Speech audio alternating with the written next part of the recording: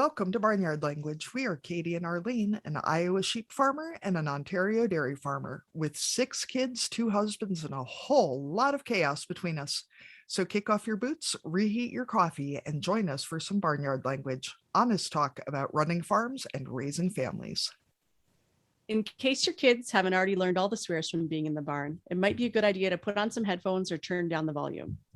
While many of our guests are professionals, they aren't your professionals. If you need personalized advice, consult your people.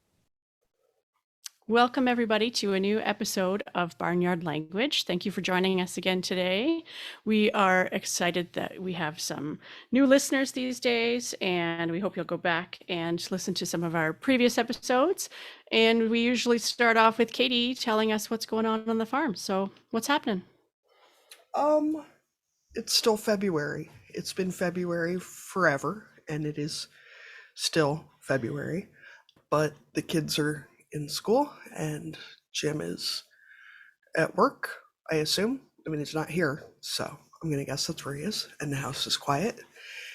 And other than having a whole bunch of calves that don't respect any fences, and, you know, we weaned calves, and the weaned calves are staying in, but now there are calves that aren't supposed to be weaned that have gone and gotten in with the calves that are weaned, and then they can't get back, and whatever. Lambing should start in about 2 weeks, I think. It seemed further away until I just thought about what day it actually is. And how many sheep are we talking about here?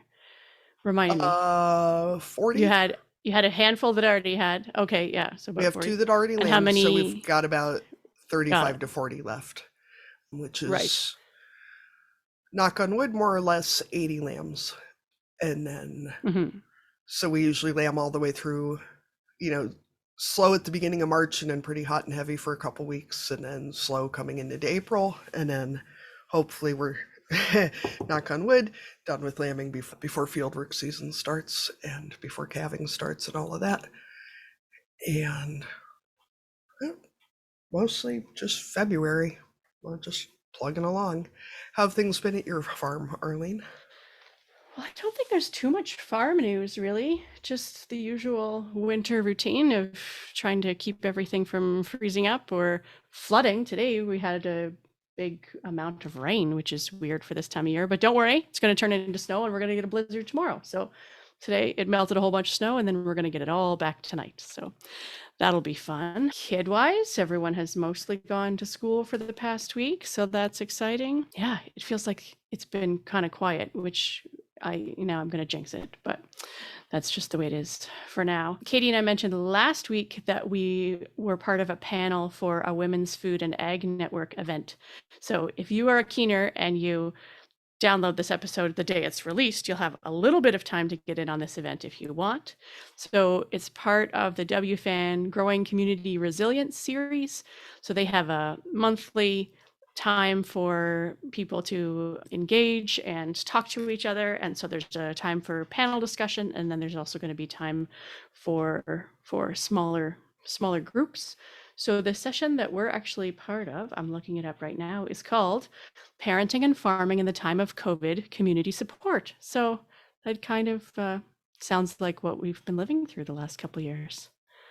So you can come and listen to us, and also Paige, who is a former guest on the episode, is going to be there as well, and a couple other panelists. So we're looking forward to it. Get to chat with some people and talk about work, parent, life balance, or lack of balance, or whatever happens to come out of the discussion. Yeah, I think it's going to be a fun chat, Arlene. Sorry, folks, I was eating my lunch while Arlene was talking, so I was not prepared to jump back in. Sure. I braked before you were ready. We need also a hand signal for this. Yeah, exactly. I'm also going to mention that the episode that is playing today, we recorded before, like, it was in December. So if there's any mention of the holidays or Christmas, that's why. We were actually on the ball. We recorded a bunch of interviews in December. And so now we're actually putting some of them on the air. So hopefully our guests don't think we forgot about them or that we dropped their episode completely. They're coming. Today is one of them. We promise. We still have them. We just haven't gotten there yet. Story of our lives, really. That was very good of us, though, to get that many episodes recorded in advance. It just means that some of the stuff is not as current anymore. That was basically all Arlene, but it was a lot of interviews in like 3 weeks. It was a lot of talking to folks, but it was fun. It worked That's out why well, we do though, the because show. January was a bit of a disaster in terms of trying to fit anything in. So it's all worked out for the best. Yeah, it's much easier not to have kids home while we're doing this. It's, you know, yeah, I don't have any other updates. Anyway, welcome back to Barnyard Language. Today we're catching up with Janice Marquardt and Lindsay, is it Hodnefield? It is. Hodnefield, who are both mechanical engineers. Lindsay is a project engineer at AGCO, and Janice is the VP of Supply Chain at Mid-American Energy. So Janice and Lindsay, we start all of our interviews with the same question because it covers a lot of different areas like crops, livestock, kids, as well as businesses and careers. So we're going to ask each of you, what are you growing? So Lindsay, do you want to go first? What are you growing? Sure. I am growing 2 children. One is 3.5, and how dare you call her just 3. And the other is 6, almost 7. He'll be 7 in early January. My husband grows corn and soybeans, so we live on the family farm. And then I'm also growing a career outside the home. So I'm a project engineer at AGCO and have been design engineer previously. So working on growing that. So, Lindsay, what does a project engineer do? That's a very good question. Okay. Well, I feel better No. that I had no idea what it was. Okay. Sounds important. Oh, yeah, we mainly can organize the engineering group for a project, obviously. And we put together like the deliverables that the engineering needs to provide to the other business groups. We also coordinate meetings and talk through with the engineers when they have an engineering issue that they just can't get around. We do that portion of the engineering too. Sometimes we kind of do a lot of various things. We work with purchasing and with manufacturing and with the other groups that engineering has to interface with and are kind of the go-between for that. Okay. I work with a bunch of software engineers and I have no idea what any of them do either. So it's magic. They do Yep. stuff. I don't know. We're the ones that talk between and put it into normal language for everyone else. That. Translators. Yeah. Janice, Let's see. On my farm, I am growing 2 children, a pre-teenager who refers to herself as a pre-teenager and would prefer to be a teenager, and an 8-year-old, as Katie calls it, boy child. And he's my quiet one, my rule follower, even though he's the younger one. And then my older one is the one who's like a noise and everywhere and very high energy. So they're kind of backwards as far as the birth order goes. And then I also have pets, of course. I have 3 cats and a Great Pyrenees dog, who is a working dog. She guards the farm and she takes that job very seriously. And then we have chicken, turkey, beef, and eggs that we raise. We're not organic, but we raise using sustainable practices. Everybody gets sunshine, fresh air, that kind of thing. And so we have about 35 cows, belted Galloway, if anybody is a cow breed nerd, which on this podcast, I think a few will be. Chickens of about 30 of them for laying hens of whatever variety my husband decided to pick up, whatever season it was. And then turkeys, we raise more modern varieties, and same with chickens, broiler chickens. So that's kind of what our farm does. My husband is 5th generation on his farm, so we're also on a family farm, similar to Lindsay, and neither of us grew up on a farm. So we both were new to farming in 2007 was our first season where we actually rented a different farm. So there's a whole farm saga there, which actually, Katie, you should have my husband on and he can tell you the farm saga there. So he can tell you the whole succession planning issue. So yeah, that would be a good one there. So, and then I am growing my career as well. Obviously, being a VP is quite a bit of career growing. So that's really honestly what I primarily grow is that career, because I provide the income for our family. Our farm does not provide family income in order to do things like pay the mortgage. So For our listeners, Janice gave us a glimpse at her calendar. And if you thought you were busy, I'm sure Janice could send you a redacted version of it. Looks like she probably just fills all 24 hours and then starts deleting a few boxes rather than inputting stuff. So it's impressive, seriously. oh, those are my meeting invites that I mark tentative. I'm like, I might show up to this one. I might not. Leave them guessing. Yeah. So I know Janice, we went to high school together in full disclosure. Can you both tell us a little bit about yourselves and where you grew up, where you are now, whatever background we might need to I'll start because fully Katie kind of appreciate how you got here. Yeah, I'll start because Katie kind of led into me. So yeah, Katie and I went to high school together. I grew up in Ames, Iowa. That's also where I met my husband. He also went to high school with us. So we grew up in Ames, Iowa together. And I definitely was a city kid. You know, my parents worked at the university. There's no farm anywhere in my family. And then my husband grew up also in Ames and also not on a farm because his father would have gone back to the farm in 1980. And those who are familiar with farming in the US, that was during the farm crisis. So there was no farm work to be had. And so he instead got a job in town and just never went back to the farm. So it kind of skipped a generation. And so we moved to the country. We actually bought a farm that was not the family farm first. I proceeded to ditch my car 3 times in the first year and a half, mostly in snow and ice. I had to learn how to live in the country. That's a learning curve, by the way, for those who don't grow up living in the country. There's a learning curve to learning. You know, you can't just pop to the store for butter when you're out of butter. So you have to plan for the fact that you're going to need butter or sugar. And your neighbor is also half a mile away. So you probably can't knock on the neighbor's door for a cup of sugar either. But those old stories where they do make a lot more sense when you live in the country. So that was actually a large part of the motivation behind starting this podcast, was how many people in parenting groups were like, well, just get your food delivered. Just get Grubhub to, and I'm like, that's not a Grubhub thing. doesn't come here, nor does Pizza Hut, nor does Domino's. Like, they will not deliver to your farm at all. Yeah. You can't get a maid service at I can't get a maid service even though I'm only 20 minutes outside of a major city. Like, yeah. We finally we have a food delivery service. I think they may have actually gone back out of business pretty rapidly. Oh no. But we're 17 miles from Decorah, and it was going to be $60 and change just for the delivery fee. Right. And it was like, well, right. That's no food. I'm sure I'll get right on having all our food delivered. Yeah. You know, if by delivered you mean winged through the Casey's parking lot and grabbed a pizza, then yes. You know. Although HelloFresh delivers to our farm. Well, that's so because they ship that UPS. Yeah. I'm a lover of HelloFresh.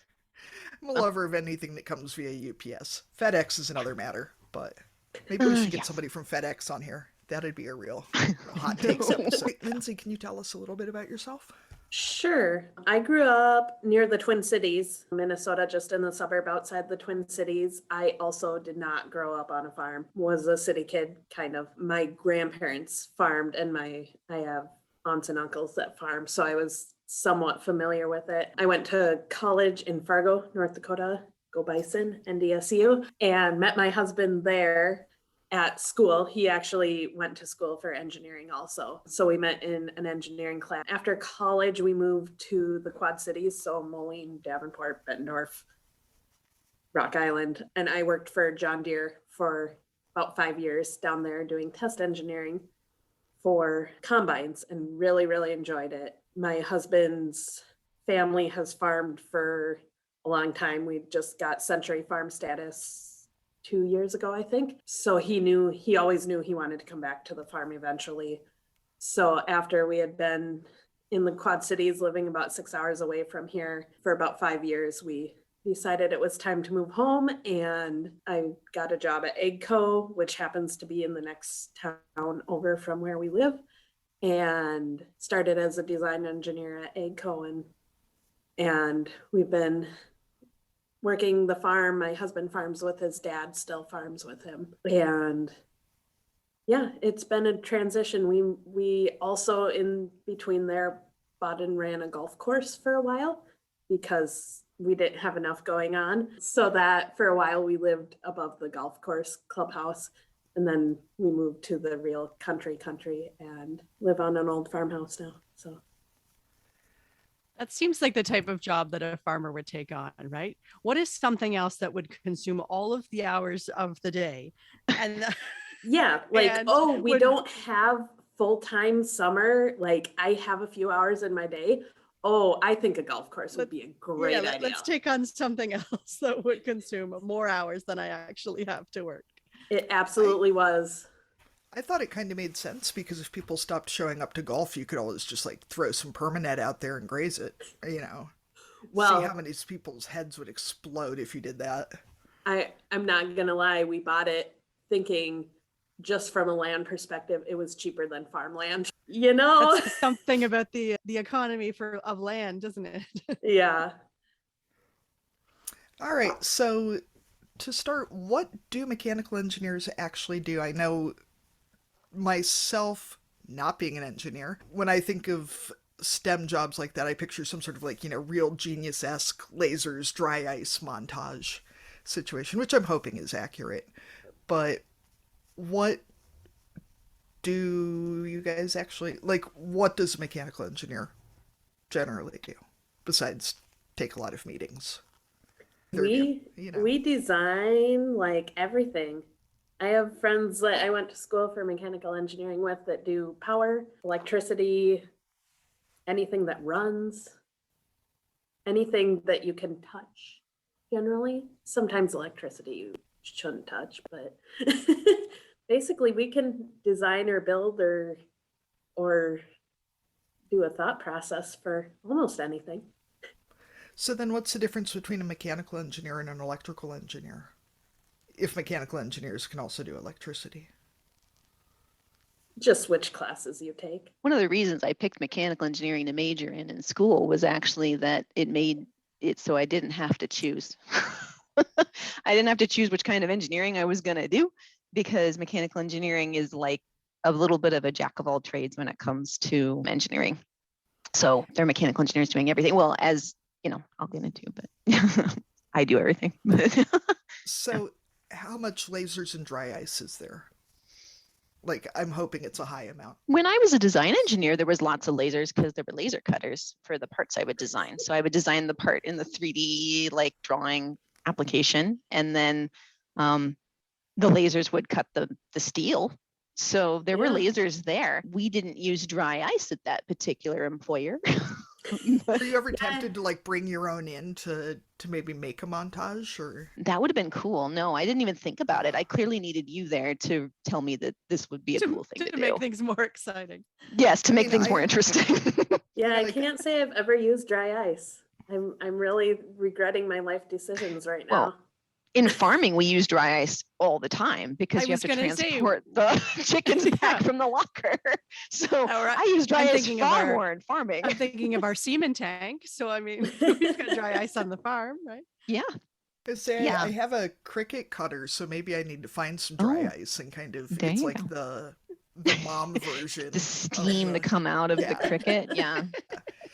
For any of our listeners who have not seen Real Genius, you're missing out. It's really a classic. It's worth hunting down.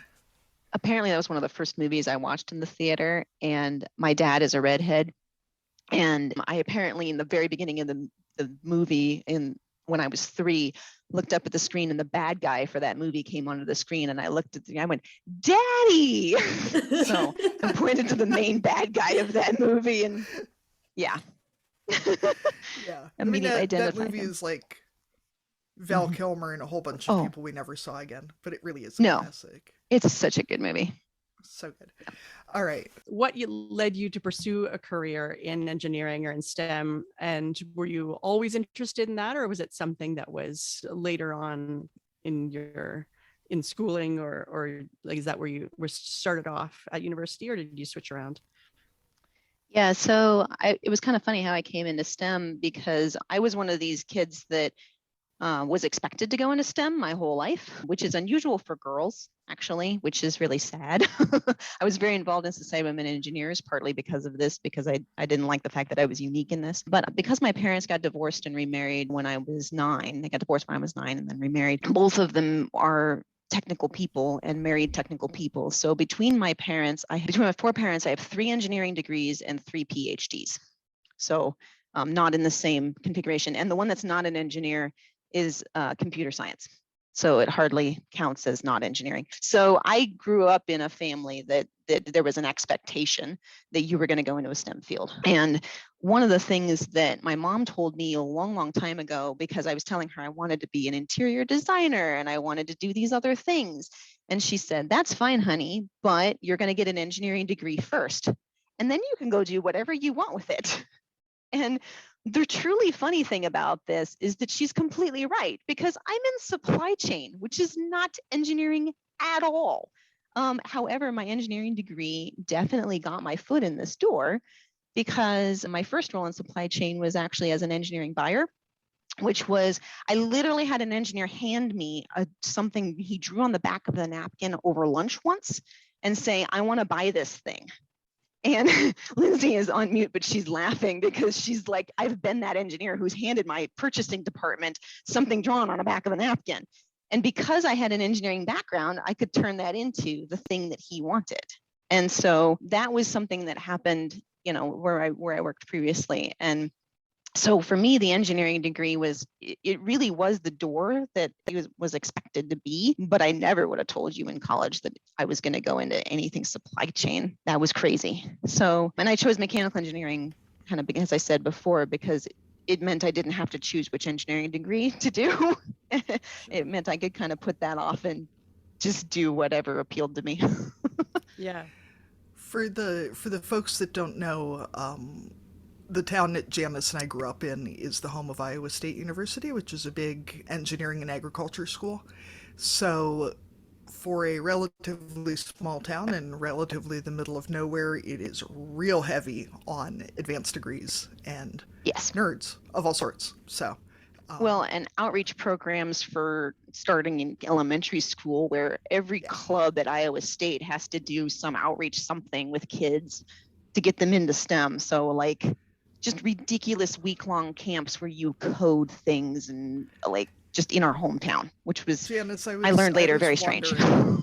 Yeah, I was wondering how many of those camps you went to, because I know I went to a lot. I did. I went to a few. I didn't go to as many as you'd think, but yeah, I did definitely went to a few. Yeah. I know, like, I went to a week-long one at the vet school and realized I really wanted to be a veterinary pathologist, which is probably not a career path that a lot of like 4th graders have their hearts set on. I went to one at the vet school that was like a horse camp or something, and decided I did not want to be a veterinarian after going to this. I was like, nope, I'm out. After, and it was one of those camps where they demonstrated where the person had the glove up to their shoulder and was like that far deep into the horse. Yeah, nope. I'm out. Sometimes knowing what you don't want to do is just as powerful. Important as knowing what you do want to do, Yes. right? Yeah. For sure. So Lindsay, what about yourself? What led you into a career in STEM? Well, I did not grow up thinking I wanted to be an engineer.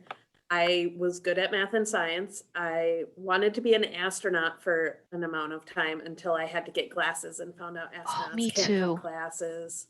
Me too. So my heart was broken, and then I decided I would be a teacher. And then I fell in love with the campus at NDSU, and they didn't have a great teaching program. I thought, my dad was like, why don't you try engineering? And they have a really good engineering program there. I was like, sure, we'll give it a shot. So I literally chose my major because I liked the college a lot. And what can they do here? Yeah. And so I chose mechanical engineering. Again, kind of similar reasons. You don't have to make a decision right off the bat. You can do a lot with it. I knew I liked math and science, so I knew, going into it, I wasn't going to hate it. But yeah, it was not what I thought I'd be. If you would have asked me even in college, if I would be working in the ag side of things, even once I knew I would be engineering, I would have laughed at you because I know nothing about tractors at the time. And, I had probably driven one when I was 5 sitting on my grandpa's lap, but that was not my career path. But it all worked out in the end. I feel like so many people, you're coming out of high school, have no idea what is out there, right? And, a lot of us, I'm sure most people make decisions based on a lot of different criteria that, take you down a path that maybe you wouldn't have otherwise expected. Or, I mean, there's so many jobs out there that we don't even know exist, much less, want to pursue necessarily. So what we end up doing later on in life can sometimes be from a completely different place. So I mean, picking a course based on a campus is just as valid as probably lots of others. I'm going to steal one of Arlene's questions here. Janice, going back to you saying about, wanting to be an interior designer and that you were going to get that engineering degree first. What are your thoughts on getting more folks to pursue careers in the trades from either of you? We've already talked about with our kids really pushing them to go to trade school first, just to get, the core curriculum out of the way if they decide to pursue a 4-year degree, and just because a trade program gets you a job of some sort that you're pretty well guaranteed that you can always get paid for, whether it's, cutting hair or mechanics or whatever else. And for anyone who's tried to hire anyone in the trades in the last year and a half, good luck. Yeah. And if anybody knows a good handy person in Northeast Iowa or anyone I can pay to travel, that would be great. So what are your thoughts on how to encourage folks into these hands-on sort of jobs? Yeah, well, I think I encounter frequently people who look at me and say, "Oh, I could never do a desk job like that," right? Like those are always the people to kind of target for that. But also it's true that there are very few jobs out there where you can do a 2-year degree and really support a family for your entire life. And they are in the trades. Welding, for my previous employer, always had trouble finding welders, and that was true long before the current economic climate. And even during the Great Recession, like the thing we could have hired was welders. And yeah, it's hot work, but it's only hot work especially if you live in Iowa for like 2 months out of the year. And other than that, it pays extremely well, and you can definitely support a family on it, especially if you have a little bit of income from a spouse or from someone else in the household, maybe not a spouse. And then my current employer is always looking for linemen. And the thing about linemen is you don't even have to go to much for trade school. We'll train you straight out of high school. But those careers are very hard to find people to go into, but they're extremely rewarding, and they don't top out like some other areas do. It seems like there's been such a push towards 4-year education for everyone that was just what you do after high school, and that was the only way to get ahead. And I think we're seeing now that was maybe kind of short-sighted, but how to put value into those jobs and to make that a desirable career, because they do tend to pay well and they're always hiring. And unless we do away with electricity, we're always going to need linemen. So, well, the other thing about trade jobs is they don't get outsourced. Like you cannot outsource your hair cutter to another country. You cannot outsource your lineman to another country. They have to be here. Your welding, you can kind of automate with computers, but really a lot of places still need the welders, even if they're going to automate it. So that's the other thing about trade schools that I think people overlook, because they just don't realize how much of a risk it is with other office jobs that can be outsourced. Yeah, and it seems like there's such a perception as well that having a trade degree means that you're like not allowed to read books after that you cannot possibly you can't be an intellectual and in trade. Yeah. I'm like, right. They actually still let you buy books even if you go to trade school. I've heard it's a crazy thing. I know Janice and I have a lot of friends who went to 4-year schools and then advanced degrees and are paying a lot of student loans Yes. to not have a solid job prospect. Well, my brother and sister-in-law both went to trade schools. So Yeah. And what did your husband go to school for, Janice? Before I get to our next question. yeah, so my husband actually started out at the area community college, partly because he just didn't know what he was going to do. So he got a 2-year degree first, and then he majored in community and regional planning as his undergrad, and then he got a master's in sustainable agriculture. So he finished the community regional planning degree, even though he really knew that wasn't what he wanted to do, and used his master's degree to do what he really wanted to do, which was farm at that point. But this expectation that people get in, they're 18 years old and you're supposed to decide what you want to do for the rest of your life. Like, that's a huge part of why I became an engineer, because it delayed that decision. Like I said, you can get an engineering degree and you can leverage it into whatever you want to do with your life, because people look at your engineering degree and they go, oh, you've got an engineering degree. You figured that out. You can figure this job out, even though it's really not related. So, but yeah, like I just think it's often a very unreasonable expectation that people have to decide what they want to do for a living at age 18. Like, you don't know what you want to do for a living for the next 40 years of your life when you're 18 years old. It I told feels my like kids the the folks, other- yeah. I Sorry, told my Lindsay. kids the other day, I still don't know what I want to be when I grow up. They said, but you're Right. an engineer, Mom. I said, yeah, but I don't know what I want to do forever. Yeah, I don't necessarily want to do that forever. Yeah. It feels a lot like the folks who say, well, the high school was the best years of my life.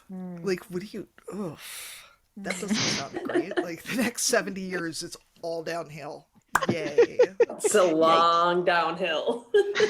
Yeah. So, Lindsay, do you have any big thoughts on trade schools or how to make trade careers more respected? I do. Actually, here, since we're in small town, we're in Jackson, Minnesota, which is a tiny town. AGCO really pushes, we need welders and assemblers and everything. So they are very good about, I guess, reminding the school kids while we do the STEM portion of it. They also remind the high schoolers that trade school is worthwhile and you get a well-paying job out of a 2-year, 1.5 year in some cases welding, and companies will pay for you to go to school for it. So you don't even have to pay for school. So actually last year I noticed every year, because it's a small town, they put all the seniors in the paper and what their plans are after school, after high school. And last year was the first year I noticed there were actually more kids going to a community college or a trade school than there were going to a 4-year school for a degree program. And I was very happily surprised by that, because that's absolutely, like you say, even if you're just going to get your generals out of the way, it's way cheaper. But if you're going for a trade, now's the time to do it, because we need them. Yeah, and I think what Janice said about it being impossible to outsource those jobs, I think it was Janice, was it Lindsay? Sorry. No, you got it. About, whether it's a nursing degree or welding or assembling or any of that sort of stuff, you can't outsource that. It's not going anywhere. They can't get rid of you. So, And you can do it almost anywhere. yeah. That's another pro. Yeah, that's the other thing, is you're not as tied to location. When you work for a big company, you're a lot more tied down to that company's location. Yeah. And if you want to farm or join your family's farm, sometimes you need the flexibility of being able to work anywhere, because you're probably going to need an off-farm income. It sucks, but that's the reality of today, is you have to have an off-farm income off-farm. And so, that was one of the flexibilities that we had to think about, was where could I be employed such that we could live on the family farm. And those trade schools, you can be a lineman anywhere in this country. You can Yep. be a welder anywhere in this country. You can be a nurse anywhere in this country.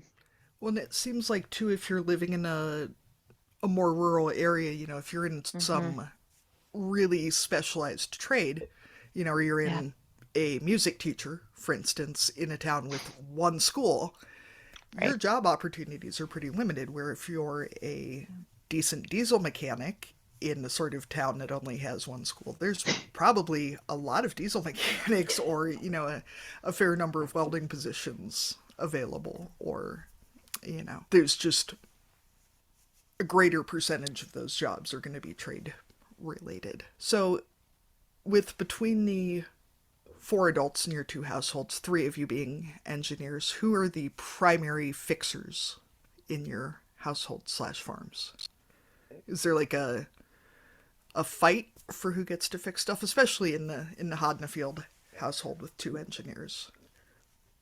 I try to stay out of the way, to be honest, unless it's, so for a long time when I was doing test and design, I worked on engine installation. So if it's an engine issue, specifically like air filters, emissions, that's when my husband will like tap me in and be like, hey, so this seems like it's maybe not right.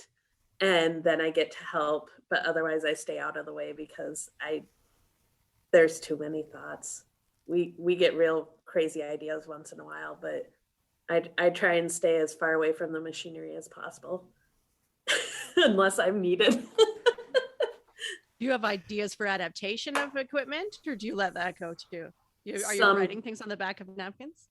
Sometimes, yeah. There's also things like they were plugging up air filters in their one tractor. They were blowing out like 3 times a day. I'm like, A, you are not supposed to clean that type of air filter, which my husband did not appreciate me telling him.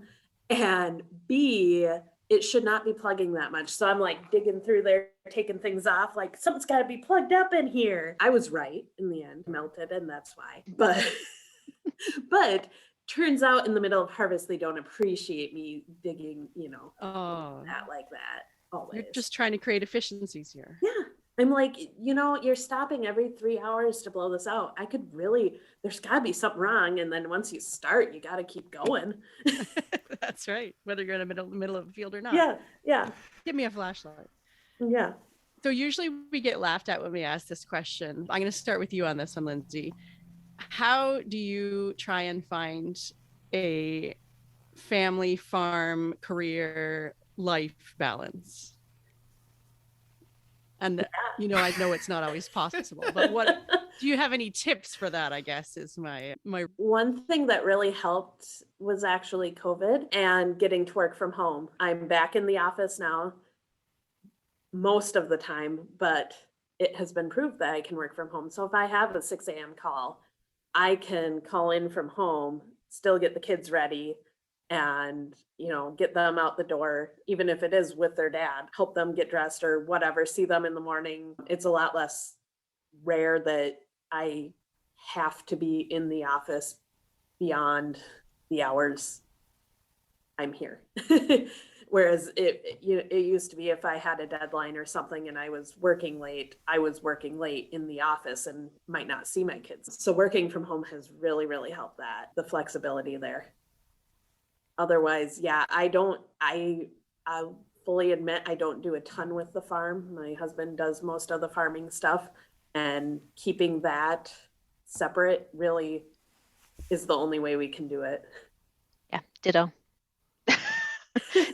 Ditto on the husband does most of the actual farming. And I used to help more than I am now, but my job has become pretty all-consuming recently, to be honest. So I would not say that I do a great job of the work-life balance, whatever that looks like, which for me has always been favored toward work over life. Even when I was in college, I would leave my apartment at 7:30 in the morning to get to the 8 a.m. class on the bus, and I wouldn't be home until 8 p.m. because I had class all day and group meetings and then Society of Women Engineers meetings. Like, it was just like, that was my life then. And I will say that doesn't really change when you work like full time, even though you kind of think it will. It doesn't. If you're kind of one of those people, you're one of those people, I think. And so I don't know. For me, I think it's kind of about setting the expectation with my family that they know when I'm going to be home. They know when I'm not going to be home. And it's that communication with my husband about, hey, are you working on Saturday morning this week? Yes, I'm planning on it.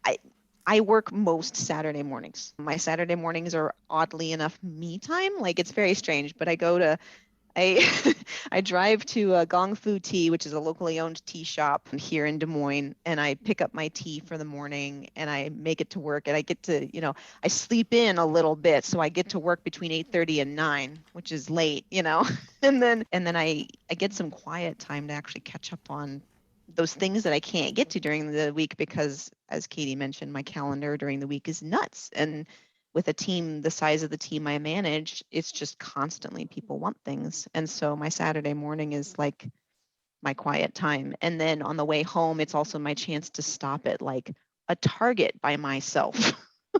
So like it's kind of my me time, even though I work during it, which most people think is very strange. They're like, your me time includes work? And I'm like, yeah, actually it kind of does, because it's also work that I get to set the agenda for entirely.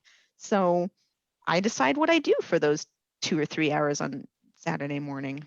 And then I come home, and I'm usually home like between 1 and 2 and finish out my weekend. But Yeah, that yeah. communication thing you mentioned is huge, because my work varies a lot. Some weeks I'm, here at 8 to 5 in the office, and then I'm free the rest of the time. Whereas this week I had some big meetings I had this morning. So I was working at night, and I had midnight meetings and early morning meetings and everything for the past couple weeks. And it was a lot of, okay, I can't bring the kids in this day. Can you bring them in? Well, as long as everyone remembers what days are what, that usually works. We've had a few confusions about what day of the week it is over the last couple weeks, but yeah, I think that communication thing is huge in our house. And even with the kids, now that my kids are old enough to understand, like, mom has a 6 a.m. meeting, so she's not going to be here when you wake up, and you have to cooperate for dad and put your shoes on when he asks you to, has made a huge difference. It's helpful when they're old enough for that. It's really, Yeah. really helpful. Yeah. But Arlene went off script and just like added a different question there. That was the one I wanted to know. So I. Well, Now- no, now it's Katie's a good lost. one. I Get in. just forgot. I just forgot it. So, how much does it bother you when your kids play wrong with their Legos or other STEM toys? Now that that's a real, STEM toys are the kind of the hot thing, I think. So, do you guys get upset if the kids play wrong with them? There is no wrong. I was just going to say that. The great thing about Legos is there's no wrong way to play with them. When my daughter was about 3, we got the Legos out, or they were out in the living room or whatever, and there was a little wizard Lego person, and she was playing with the Legos in the form of like, she named this wizard Bwahaha, because that's the evil laugh, but that was his name. So it was, Bwahaha is going to go like over here now. And like she built him a little house, but it was more about the story than it was about the building. And one of the things about particularly, I will say gender binary girls, because obviously there are very non-gender children as well, but gender binary girls have a tendency to tell stories with their Legos. Sorry, it's Lego actually. You're not supposed to, it's never plural. It's according to the company. Apparently Legos is not a word. Lego bricks is a word, but Lego is plural for Lego. Anyway, fun fact. But yeah, so when they play with Lego, like they have a tendency to play with it different, but there isn't a wrong way to play with Lego. Like that's the great thing about STEM toys. And I don't know, there isn't a wrong way to do it. This question also makes me laugh because I was talking to a design engineer this morning in the Netherlands, and we were talking about a design, and he goes, oh, I built it in Lego and it moves. He built it with the Technic kind, and he goes, I'm going to show it in our meeting tomorrow. I'll turn my camera on and show how we are moving this. I go, that's it's nice to awesome. have kids. And he goes, oh no, these are my Legos. These are my Legos. Yes. He goes, the kids have their own, but this is mine. I actually He know needs to very know few what the adult pieces are. engineers. Yeah, I know very few adult engineers who don't own their own Legos. Yep. like they may have kids, but they also own their Legos. Yep.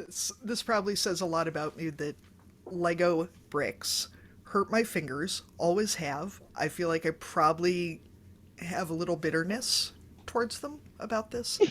I do, however, have my own box of Crayolas that the kids are not Not allowed to touch. Allowed to touch. It's Yeah. Did you get the like 128 colors, or Oh, did you go for the I like, did. yeah? The one that's Oh like man, the size of your head. And yes. just the smell of it. Oh, Like, if there's so going to be much. crayons like broken on the floor, fine, you do that with your own crayons. Do not touch mine. Yep. We So- used to have a dining room in our house, and now it's called Lego Zone because you don't use a dining room that often, but if you just leave the Lego out, then it gets played with, right? So our dining room table is just Lego, and that it never gets cleared off anymore. I did clear it off for Christmas about 4 years ago, and the kids still remind me of how terrible that was and how things got destroyed in the process. So I mean, we have a kitchen table, and that's where all all meals get eaten. So Lego Zone stays until somebody doesn't want it anymore. Arlene, I like too that you could just start charging admission for Legoland Canada. You know, Yes. things get dire. Yeah, like Lego Zone. Don't tell my kids, but we're part of their Christmas gift is we're going to Legoland in California. Ooh. So they are Legoland, Florida was supposed to be on our March 2020 trip that got canceled because of COVID. So yeah, they both have winter maybe birthdays. So someday. that's what they wanted instead of birthday parties. And they are super pumped to go see, but they totally love making whatever creation. And God forbid you don't guess the right thing they built. It's we rarely follow the Yeah. actual kits. And there's a lot of, Mom, do you see what this is? Yeah. What is it? Well, guess. Describe it to me. Is it a boat? No. Is it? Usually we make about 3 guesses before they go, oh, it's a snowmobile. That was clearly. the one the other day. Snowmobile. Yeah. Obviously. So, what do you guys both do for fun? And I'll post pictures of the quilt that Janice sent for the girl child when she was born. I tucked it away because she's taken to dragging things around to make houses for the cat. I think maybe we just think in a bigger scale than Lego in our house. Maybe.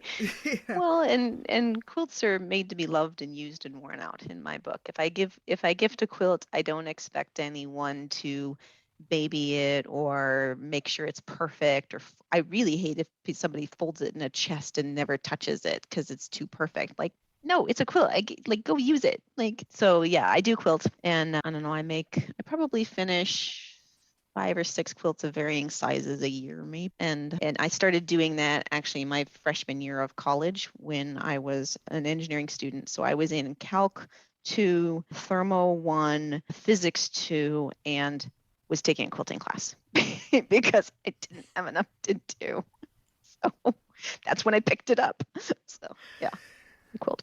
Janice, the one And as you much made... as quilting is an art form, I do some quilting too. I've been more making masks the last couple of years now. Yes, But quilting is very mathematical. I mean, if you it's don't, very if mathematical. you don't cut and assemble just right, then a couple lines in and you've messed it up pretty well. So it is a good combination of art and math and precision. Then you have a modern quilt. Yeah, that's right. Janice, what was the one you made for that?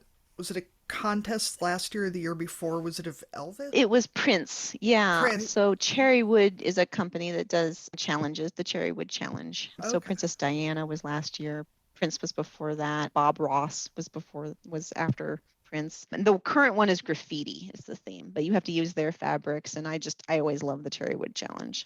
So I'm working It's on been that fun one. to see what creative things you come up with. I am not mathematical enough to enjoy the precise quilting, but Arlene, this next one is yours, I guess. We We're didn't still learn gonna what ask Lindsay does for she fun. does Oh, we for did. fun. Sorry, Maybe Lindsay. she doesn't do I anything. don't for I fun. don't do much for fun. There's- Before I play had with kids, Lego. before I had kids, I did teach myself to quilt and made like 3 quilts before I had children, and then I have like a bunch of started quilts and no time to do it. I do golf in the summer, do golf league with some friends, and that's always a great time. I would say reading, but I found that since I have children, I have no time or energy to read, so I listen to a lot of audiobooks, if that counts. Definitely counts. A book's a book. Otherwise not a ton of time for other hobbies, it seems. So this sounds like a Katie question, but she gave it to me. What is the most ridiculous stereotype of women in technology or agriculture that you can think of? I mean, that we're all nerdy, but that might be true. The one that always bothered me was when I was in school and people would ask me what my major was, they would look at me and say, oh, you must be really smart. That drives me nuts. And the reason it drives me nuts is that intelligence is not a predictor of completing an engineering degree at all. I saw the smartest people, and I was actually an advisor at Iowa State for a little while. I had 70 freshmen that were mine for a year, and I was their official academic advisor as kind of a grad student job. And I saw so many really bright kids fail out of engineering and just couldn't get it done. And I saw some that were, I mean, they were smart enough, don't get me wrong, they were smart people, but they weren't like, you wouldn't look at them and be like, oh, you're brilliant. And they made it through, because what it takes to get through an engineering degree, in my opinion, is discipline. That's really what it takes. And I think that's true of farming, and it's true of a lot of things in life, but it's the discipline, it's not the intelligence. And so when people would be like, you must be really smart, it just, drove me nuts. And that's not necessarily women, that's just in general, but. I have found it said a lot more to women. After talking with my male colleagues about this last year, or right before COVID hit, we were talking, I'm like, oh yeah, everyone always, you say you're an engineer, and they're like, oh, you must be really smart. And they all looked at me and they're like, what? It was like, that's not what people say to you all the time. And they're like, I don't know, maybe a few times a year. I'm like, oh, okay. So I think it is not necessarily directed at females specifically, but I think we do kind of get it a little bit more. Yeah. Because it also drives me nuts, because same thing. You don't have to be brilliant and genius to get an engineering degree. You just have to be able to work hard and be willing to, you might not do great in everything, but keep working at it and you can do it. All right. So Janice, how did you guys actually get Temple Grandin to come to your house? I mean, I know I was there. I don't have any idea how she ended up there. I mean, I know how that was such a cool thing. And for those who are listening who don't know who Temple Grandin is, Google her. And I don't know if you've mentioned her on this podcast before. I can't remember if you have. I want to say maybe not, but she basically designed all of the modern handling facilities for cattle because she's autistic. And it's expanded to other things too. But she basically used her diversity, this is a great example of where diversity is such a power, to see things the way animals see them and redesign handling facilities to be less stress on the animal. So she's a really cool lady, but she came out to our farm because it was one of those right place, right time things. So I was standing at an event for Practical Farmers of Iowa, which is an organization here, and they commented to us, we were standing there and I had my daughter in a sling, like I was carrying her because she was an infant. And they were like, so Temple Grandin is coming to visit us and we don't have anywhere to feed her dinner. And I was like, I'll feed Temple Grandin dinner.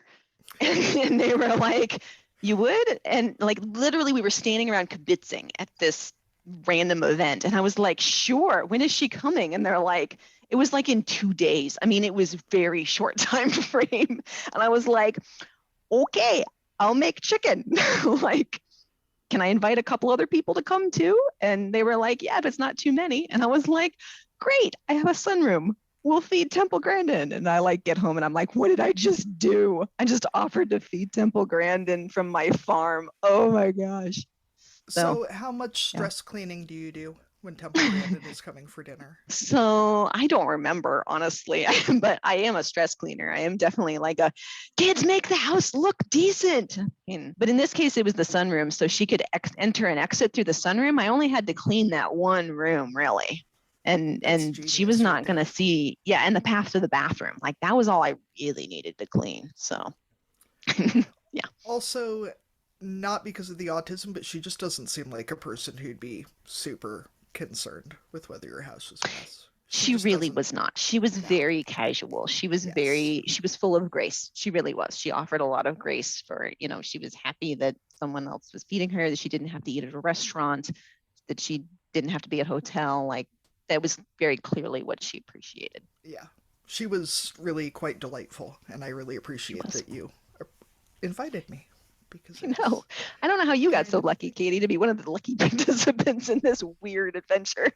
I don't know. I think maybe Ryan just texted me or something. I feel like somebody I just think so. messaged me and was like, "Hey, Temple Grandin's coming over. You want to come to dinner?" And it was like, "Do Yes. I? Ask me twice."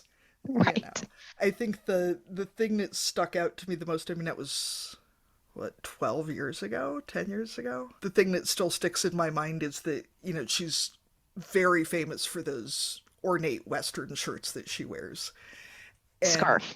Like a yeah, the bandana scarf and scarf the thing. and the Hmm. shirt and the whole thing. And she took the fancy shirt off, I think, while we went for a pasture Hmm. walk, and while she was eating supper, and then we went to take a picture, and she said, "Well, I have to put my shirt back on or nobody will know Yeah. who I am." And I was just Yes. like, She was very insistent that she have her whole look in place before any pictures were taken, which I was like, totally okay, valid. Yeah. yep. And it just cracked me up because part of me was like, well, you're Temple Grandin. And then I was like, but would I recognize her without the scarf and the shirt? Probably not, because, that's how you think of her. Anyway. And Lindsay, my husband is a huge, big nerd. Do you have any, I don't want to say insider info, but any AGCO trivia that would make him just so happy to know? And I have a lot of things I can't share publicly, but one thing that even I not didn't trying to get you realize fired, sorry. no, one thing I didn't even realize, other sites even at ACO didn't know this until, so I'm sitting in a conference room right now. It's the spray coop room. ACO Jackson has their conference rooms. Most of them are named after our machines. So we have spray coop, Rogator, Challenger, Massey, Fendt, an AGCO power room, a design engineer room, and then we've added a couple of rooms. So there's like room number 7 and boring ones like that. But almost all of our conference rooms are named after, just at this site. I thought it was maybe everything, but yeah. So, and then the other fun fact I can share, probably, I don't think this will get me in trouble, is our field test machines, or our test machines for each project chooses a movie and gives the machines a name. So there's been trying to think of recent ones. Austin Powers was one of the themes. So we had, an Austin Powers machine, a mini me, various names from that movie. We have had, usually they're nerdy movies. Top Flight was one of them. I'm trying to think of some of the other ones. One time they did, instead of a movie, they did country music stars. So they had Garth Brooks, Star Wars, they've done. So yeah, so we call our machines by name. So you'll be like, oh, what machine did that break on? And they're like, oh yeah, it broke on R2D2. And you're like, okay, yeah. And we just know where that machine is and who's running it. And so that's kind of fun too. I love it. That's some good trivia too. I like that. Yeah. And that one I don't think can get me in trouble because it's just how we name our machines. So this is our classic wrap-up question. Lindsay, what county fair contest could you dominate? I've been thinking about this super hard because I love listening to the podcast and I love hearing, and I don't know, maybe random trivia, because I know a lot of like random facts that mean nothing to anyone. And That's pretty good. now my 6-year-old also has started whipping out random facts that he learns. So it turns out it must be hereditary. The other day he told me all your taste buds change every 10 days. So there's your fun fact, but I think that's probably my favorite. That's a good one. I know our local fair board actually runs trivia nights a couple of times a year as a fundraiser for the fair. So Oh, if we were nice. closer, I'd have you on my team. Or if they go to Zoom, I'm calling you. Janice, what county fair contest could you dominate? I've been thinking about this one a lot too, but not come up with anything great. I know that I'm supposed to say quilting, but one of the funny things about county and state fairs is that they don't actually rate quilting the way I do it very highly. They tend to like different things. And so like quilting contests is the kind of quilting that I do, like for like total quilt geeks. The state fair and the county fair tend to like stuff that I don't consider to be hard to do. Like they like a computerized pantograph as the way to quilt it all the way across because it's very even. that's literally done by a computer with not a person, and there's no skill involved. So like they tend to rate that highly. So I tend to do very poorly at county and state fairs. Even though I've gotten into quilt shows before. Need a different judging panel depending on, Right. on the We fair. do. We need a different judging panel. So, you know, and honestly, I'm probably the kind of person who would rather be on the judging panel. Like I don't want to dominate the county fair contest. Like I want to be the food judge. I want to be the like quilt judge. Like just sign me up for that side. So Yeah. I'm just going to judge. Yeah. I'll be judgmental. I know some of the people who do like that home craft judging, and they take that job very seriously. Yeah. One of my kids, we did some of the junior categories one time, and they entered, like it was like a no bake squares category or whatever. And so they had, you know, mostly done it themselves with some supervising, and we, you know, put them on the plate or whatever. And they got disqualified because they'd cut them in rectangles and those were bars and not squares. And I was like, this is unacceptable. These are children. And I was offended because it was like, are we really starting from that criteria as our beginning point? I think they were taking the junior category too seriously, but that's my fair rant. That's a little much. Janice, too, I feel like I should defend myself that I took away the girl child's quilt, not because it's a quilt that is super special, but because she hoards blankets. Like if she was a dragon, she would just have a nest of blankets. And her big hobby is to make ponds, which is just to take every blanket she can find and dump it on the landing of the stairwell. And I've just started taking blankets away, You've got to reduce your supplies at some point. Because, I mean, yeah, so... it's not a fort though. It's just a pile, and it'll be that's a fort. Well, you come climb up the stairs when there's 4 feet of blankets on the damn landing. We'll see how you feel about it. Yes, my son at Stuffies. Child. Yes, definitely. Well, Piles of Stuffies. This is going to lead us well into our cussing and discussing category. We can go with Stuffies if you want. So this is the cussing and discussing segment. As always, if listeners would like to submit some cussing and discussing, we'd be happy to hear them. And we're going to start with Lindsay today. Lindsay, what do you want to cuss and discuss about? Stuffies. I am all over this stuffy thing because my daughter last night decided that the bunny stuffy was the only one, and I could not find it anywhere in the house. Like, I don't know. And so I spent like 15 minutes searching for it. And then she goes, oh, I think I brought it in Dad's truck. Well, Dad was not home at the time. I'm like, can we find a different stuffy? We finally settled that hedgehog would be a close replacement for bunny.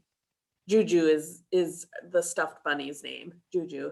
It's one of the few ones that has a name, but we settled on a different one. But of course it would be the one you left in the truck in the morning. Yes, yeah, absolutely. Janice, do you want to cuss and discuss? We're continuing the stuffy theme, or have you got? Yeah, you know, my son actually has had a kind of a rotating stuffy his whole life. So although when he was really little, it was actually usually a Lego truck that he had built, but it was a rotating set of them. So there was like, he would build a new Lego truck and then that would be the thing that he went to bed with, which I never understood why kids go to bed with hard plastic things, but they do. And one of the ones he built once was like an ice themed set, and so it has a hook on the back of it, like a tow truck kind of, but it was supposed to pick up this little like ice thing, and so he called it his hooker truck. And so he's like 2 or 3 or something, and he's like wandering around being like, where's my hooker truck? We have graduated from the hooker truck to to being something like, well, actually right now it's red pandas. We have 3 different red pandas, and their names are Tofu and Ratu, and I can't remember the third one's name right now, as I'm a bad mom. But yeah, so we have, yeah, I can see it, but I can't remember the name of the third red panda. And so they travel everywhere now, and there's an owl, and yeah. So there's always 3, but they rotate. Oh, it's Wednesday. Sorry. The tornado siren was going off. Oh. Sorry, Midwest problems. Small town Midwest problems. I was like, what the heck is... Oh, wait, it's Wednesday. Katie, what are you cussing and discussing this week with us? Well, to keep with the theme, the boy child has so many freaking toy tractors and implements and things. And he'll just lose his shit because he wants his tractor, but not that blue tractor, the other blue tractor. And no, not that one. There's like 6 blue tractors, seriously, of different sizes. And then he needs the gravity box and not, not the flatbed, not this wagon, not the manure spreader. It's a problem. And the other thing, I had kind of a contentious board meeting last night, is people who tell people who are overwhelmed that they need to get their priorities straight or anything along those lines, and then they will magically have more time to do all the things. You should see all of our faces on this Zoom call. Our listeners can Yeah. imagine what our faces look Especially when you're like a volunteer board member, right? Like you're like, or I could just quit this board because that's also an option. That'll show you where my priorities are. like. No, they were lecturing the new director of our nonprofit community-run daycare about how if she was working 60 hours a week and salaried, that, just because she's working that extra 20 hours, covering rooms so that we're within DHS guidelines and keeping children safe, that she should be able to cut 20 hours somewhere else by getting her priorities straight. And it just really struck a nerve because Yeah. like, I'll just we're pull grown 20 hours adults. out of my sleep schedule. Exactly. And yeah, like if you're going to tell somebody how to organize their time, you better be volunteering to help them. If you're not volunteering to help them, you need to shut your mouth. That is all. Arlene, what do you have? I'll hop down off my soapbox.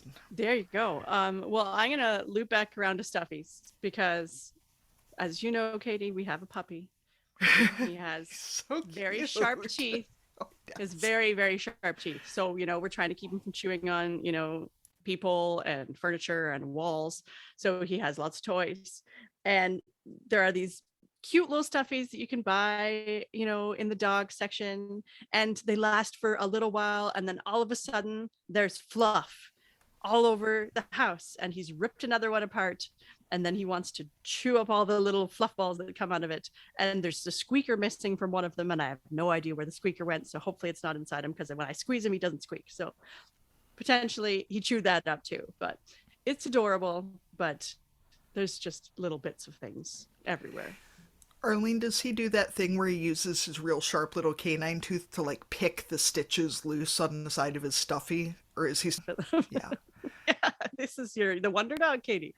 No, my Australian Shepherd used to. Would just pick the stitches loose. Oh my goodness. It's very methodical. Where Ollie, the intrepid farm dog, had quite an emotional breakdown with us being gone last week and finally really killed the alligator he's been working on for almost a year. And there's So you have fluff everywhere too. Yeah, and the ducks are molting, so it looks like it snowed in our backyard because between the feathers and the fluff, there's just sort of an even. So if you've got a little bit of snow, that would just blend everything in, and then you'd be good to go. Yeah, we'd be fine. Our farm dog steals leather gloves, is his specialty. Steals them and then chews the fingers off. Our farm dog just does her job. Bless her heart. She has recently taken a penchant for going across the street, and I swear she's finding burrs somewhere. I have no idea where, because there aren't any in my yard, but she finds them and brings them home. And her buried fence has, I don't know, we've got problems with it. So she's learned that fact. There's a hole in the buried fence. And if only you knew an engineer, Janice. Yeah, right? Maybe. If only I knew an engineer who could fix this. Maybe I should call Lindsay. Yeah, no, I don't do wires. You can't see the leak if it's a wire. I don't do wires either. I never did. I was like, oh, this electrical thing, I'm out. Even though I work for an energy company. Yeah, don't point that out to me. Don't remind me. I don't do wires. Fair enough. Well, I get to say thank you so much to both of you, Lindsay and Janice. Thank you for joining us today. We'll let you get back to your paid jobs, but we really appreciate you coming on the podcast today. And thank you for taking the time to talk to us and to tell us about your careers and your farms and your stuffies. So hope you both have a great day. Thanks. It was Appreciate fun. it. Thanks for the invite. Yeah, thanks for coming on, guys. And thank you to all our listeners for catching up with another episode of Barnyard Language. We would appreciate it if you would like, rate, and subscribe to the podcast.